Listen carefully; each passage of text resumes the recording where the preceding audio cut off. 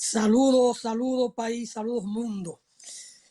Aquí Alfonso Torres Ulloa para, junto a Aristóteles Ponce Rate, darle continuidad al espacio, ahí donde lo dejaron estos dos muchachones, Juan Francisco de la Rosa y don Jacinto Ascensión. Ellos siempre viven tirando puya, tira puya en un cajón, decíamos cuando era muchacho, ¿verdad? Dejen a esas tres señoras que ya son envejecientes tranquilas, a Lila, Hanoi y Sonia. Todas parecen de San Juan de la Maguana y lo son realmente. Aunque Lila nació aquí en San Pedro, parece una sanjuanera más, aunque nació en San Pedro y se crió en San Pedro. Dice Juan Francisco, son mujeres exitosas. Lo decía con un tono de ironía, por supuesto, yo lo entendí, pero ni aún así debe decirse eso, porque hay quienes puedan entender mal la cosa. El éxito no está necesariamente en acumular dinero, vía fácil, vía la política u otras vías de las que se conocen como fáciles por ahí. La gente tiene derecho a acumular dinero con el trabajo, con la disciplina, con la inteligencia. Pero en la búsqueda política, no, así no. Así no. Eso no se llama éxito.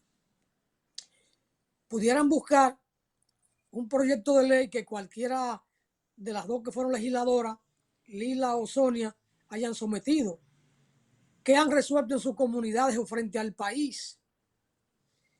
Solo han hecho dar dádiva, de llevar un abanico, una máquina de coser, raciones de comida, que no sale de su dinero.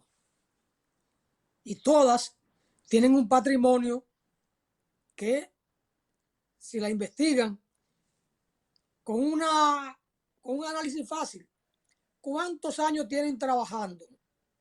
¿Cuánto han ganado en cada salario en cada año? Lo suman, lo multiplican, no les resten nada a lo que han consumido y entonces lo que tienen no se va a compensar con el salario, con lo que han ingresado por salario. Entonces, así no se puede hablar de éxito. Por así como digo de un proyecto de ley, Juan Francisco, puedo preguntar, ¿escribieron una novela? ¿Algún libro científico? Don Ponserrate, saludo. ¿Algún poemario? ¿Qué han hecho? ¿Dirigieron un club? No. El oportunismo de la política. Ahí está el Quijote Mayor, don Aristóteles Ponserrate. Por suerte que yo entré hoy primero que él, porque si no me esperan con una mirada que quiero salir corriendo. Saludos, Ponserrate. Saludos. Aquí tengo problemas con la rotación del celular. No me quiere rotar en términos horizontal. Tendré que hacerlo vertical el día de hoy. Quédese ahí, se le ve la cara más perfilada, no se preocupe. Gracias, gracias.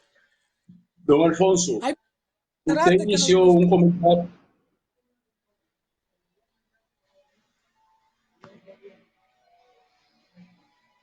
Adelante, Ponce. Usted inició un comentario bastante, bueno, con el cual yo concuerdo naturalmente, pero en la actualidad se está ventilando de nuevo la difícil situación que tienen los usuarios con respecto a la seguridad social, y desde el Estado se están tomando algunas medidas que han puesto la barba en remojo de las aseguradoras de fondos de pensiones y sobre todo las aseguradoras de riesgo de salud con relación con la cápita de cada una de las ARS. La cápita es el capital que se le inyecta por cada usuario a las ARS. Y entonces el actual incumbente, Miguel Seara Hatton, que es un economista de larga data y bien reconocido en República Dominicana, ha propuesto una serie de medidas para evitar el hecho de que muchas ARS solo le dan prioridad en la integración de ellas a los jóvenes y a las personas de menores riesgos y a las personas envejecientes, de mayores que tienen enfermedades catastróficas o a las embarazadas. Entonces les ponen muchos impedimentos para acceder a los servicios de salud.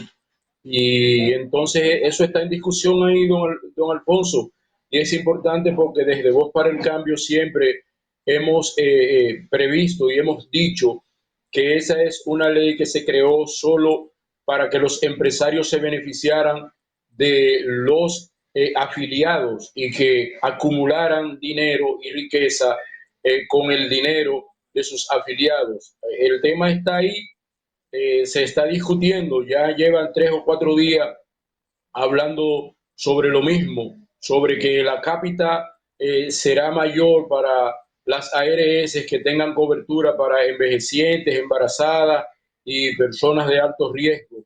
Ahí está, y menor cápita para las aseguradoras que solamente contienen jóvenes en edad productiva, y entonces han pegado el grito al cielo los empresarios porque eso va a lesionar sus intereses porque tenían a los asegurados no como pacientes, sino como un bien utilitario para sacarles recursos.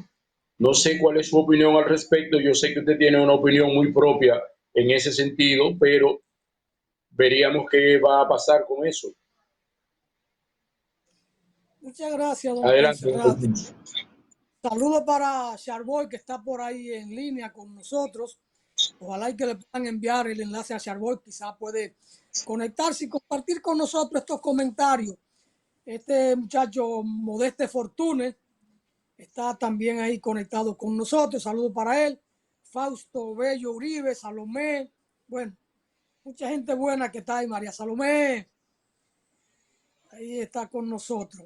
Mire, ese es un tema viejo, pero que siempre será nuevo, porque desde un principio se concibió así por parte del empresariado y una clase política, yo no voy a decir que se le arrodille, pero que siempre ha buscado un lado de él para beneficiarse, convertirse en empresario, para así en los periodos electorales o de campaña no depender mucho de los empresarios. Sin embargo, los empresarios tienen cómo apretar, tienen el control de los resortes económicos e institucionales del país, porque en definitiva los partidos políticos no tienen control de los legisladores. Esos muchachos eso, negocian lo que sea con tal de que vaya bien. Se olvidan del líder o del jefe del partido político. Y salen y hacen su negocio. Venden su voto ahí adentro. Y pasan un Martín, lo mandan a buscar.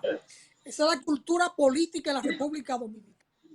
Mire, desde el año 1986, con el retorno de Balaguer al poder, obra y gracias a los malos gobiernos del RD en aquel entonces, sobre todo el gobierno de Jorge Blanco, que habilitó a Balaguer y encima de eso le sirvió de alicate para apretar a Jacobo y soltar a Joaquín Balaguer cuando nombró al cardenal López Rodríguez como presidente de la Comisión Asesora Electoral, la CAE, y allí proclamaron a Balaguer.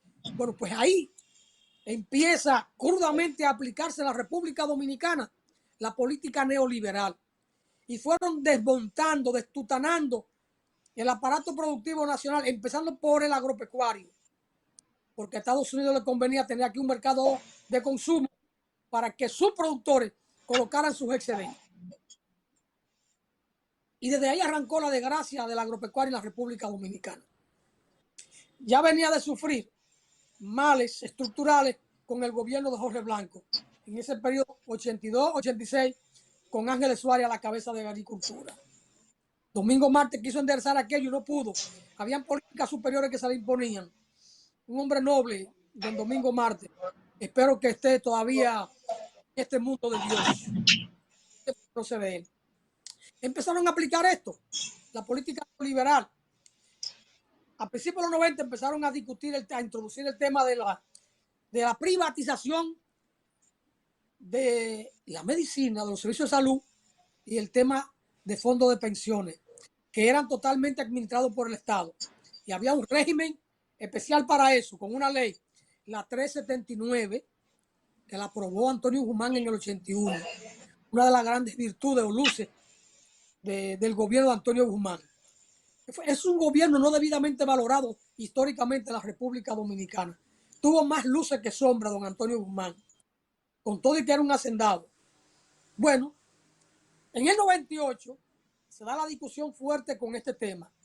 Nosotros nos opusimos, estábamos en el sindicato de la AMPA, de los agrónomos en ese momento, y discutíamos con los amigos médicos, amigos camaradas médicos, y nos decían, Alfonso, lo que venga será mejor que lo que tenemos. Digo, no, que se mantenga la política del Estado, porque el Estado somos todos y lo podemos reformar en un momento en que demostremos fuerza para eso. Pero cuando esto caiga en manos del sector privado, ellos no lo van a zafar fácil. Nos pasaremos 50 años en un forcejeo con los empresarios y no lo van a soltar. No lo van a soltar. No es solo ahora que se está discutiendo el tema de la necesidad de la reforma a la ley de la seguridad social. Hace rato, pero siempre hay bloqueo en el Congreso porque los empresarios sueltan dinero. ¿Cuándo empieza la ley a operar? En el año 2003. 2003. Ahí se van los seguros médicos que tenían autogestionarios, se van. Recuerda la lucha de la UAS para preservar su seguro médico y el de los médicos, el de la Asociación Médica Dominicana en ese entonces, todavía no era colegio, para preservar el suyo. Tuvieron que dar una pelea porque le encaquetaron que había que tener 20,000 afiliados y una cantidad de dinero, además todo un sistema montado en términos informáticos, y eso era muy difícil. Nosotros como agrónomos teníamos un seguro autogestionado que cubríamos nosotros enfermedades catastróficas y apenas teníamos 3,200 afiliados directos y con la carga familiar no llegábamos a 9,000. Por tanto, nos sacaron de circulación, pero nosotros resolvíamos autogestionariamente y teníamos un buen seguro. De ahí para acá prácticamente nos quedamos sin seguro porque estamos enredados en la parte de los caballos de lo que se tiene. ¿Y qué hicieron con el tema de los fondos de pensiones, Poncerrate? Ahí está. En el 2003, cuando inician, ese año, recaudaron, ¿sabe cuánto? En el 2003, 1,839 millones. Pero en el 2004 subieron muchísimo a 7,616 millones.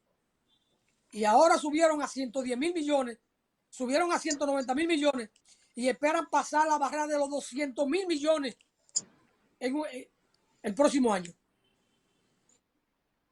Pasar la barrera de los 200,000 millones. Todo ese dinero, ¿dónde está? En manos de los empresarios. Lo prestan, pero además, con ese dinero, ellos pagan una estructura burocrática que tienen, con grandes salarios, altísimos salarios. Ese dinero lo puede tener el Estado. El Estado es garante de la nación, los empresarios no. Cuando lo aprieten mucho, que quieran reformar la ley, y no es que ellos dejarían de ganar, sino que ganarían menos, empiezan a entrar en crisis y a quebrar. Empiezan a quebrar. ¿Y quién va a reponer esos fondos? ¿Los empresarios? No. Lo va a reponer el Estado, porque el Estado es garante. Garante de ellos, como es garante de nosotros. Al final, como tienen empresas paralelas a los bancos, porque son los banqueros, los dueños de bancos, BHD, Popular, los que tienen esas AFP, pero tienen empresas separadas para cuando digan que quebraron, no le vayan a meter el guante a los bancos como tal, al patrimonio del banco, sino quebró la AFP tal. Se llevaron los cuartos, se llevarán el dinero y entonces el Estado tendrá que ir a reponer ese dinero. El saco sin fondo del Estado.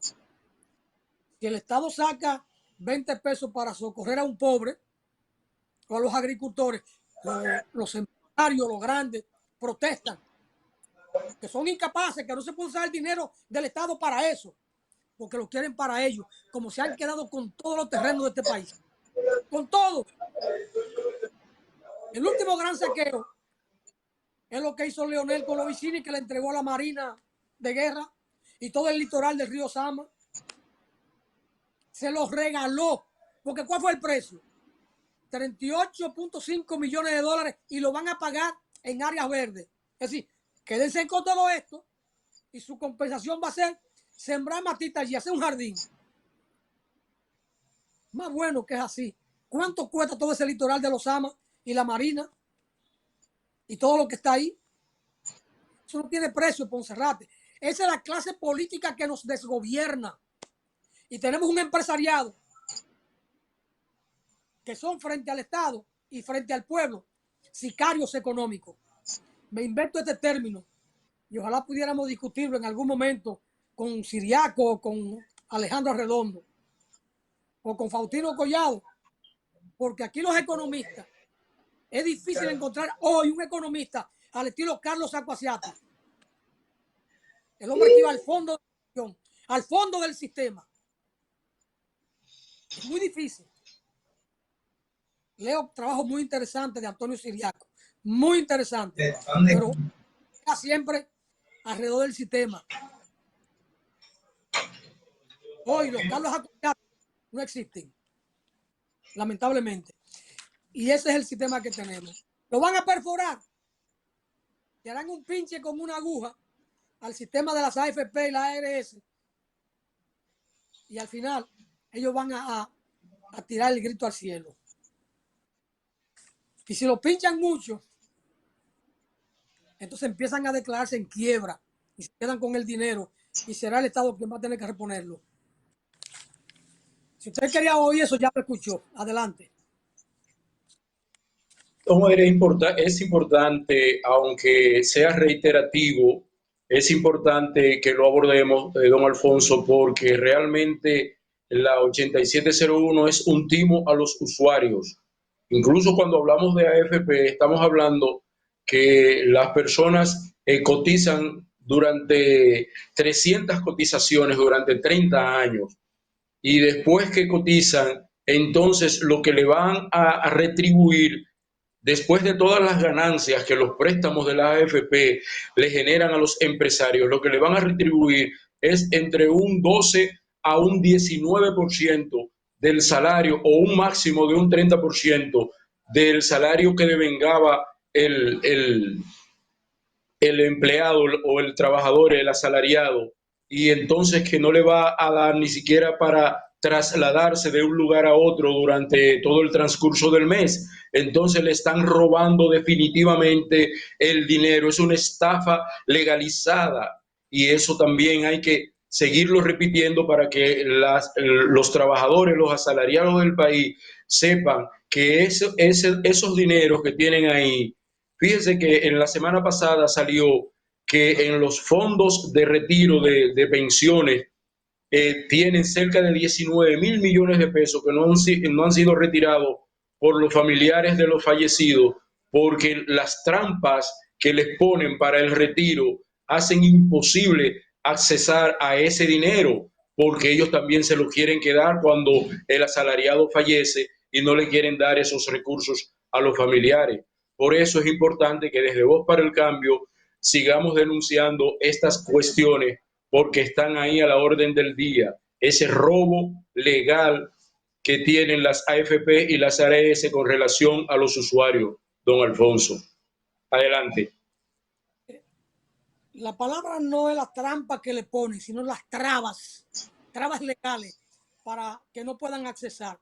¿Qué es lo que pasa con eso? Con esas trabas legales, ellos mantienen el dinero y siguen haciendo negocio con ese dinero que no es de ellos. Pero mire, Ponserrate, las trabas son tantas. Una de mis hermanas se retira del trabajo, quiere su fondo, su recurso de la AFP, pero no se lo dan todo junto. Ella tiene 2 millones y tanto allí, pero no se lo dan. Se lo darían chin a chin. 10 mil a 10 mil. Si se lo dan, no puede volver a contratarse. No puede volver a ser asalariada. Porque ya. Entonces, ¿cuál es la trampa? Si usted lo ahorra, devenga una pensión de 20 mil pesos. Pero si usted se muere, ya nadie puede reclamar. Lo doy tantos millones, se quedan en manos del banco o de la AFP.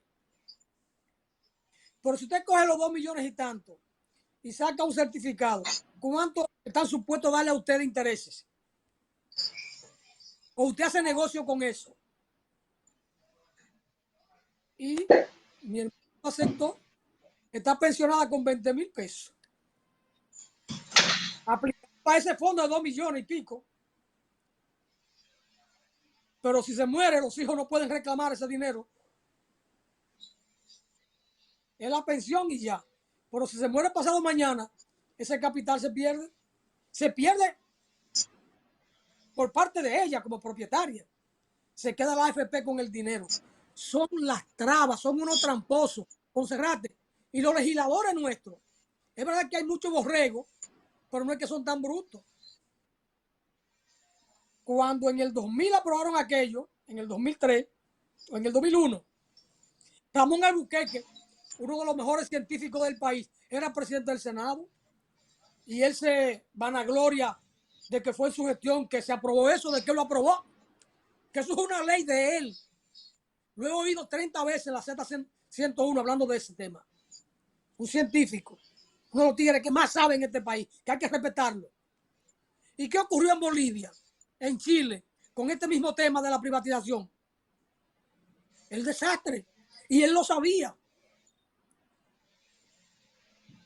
Porque si yo, que soy de la Peñita, lo sabía y me opuse a aquello, los científicos del Congreso no lo iban a saber. Había una orden de arriba en términos políticos, transnacional, además del dominicano, que quería ese pastel, el pastel que se ve aquí, ese pastel.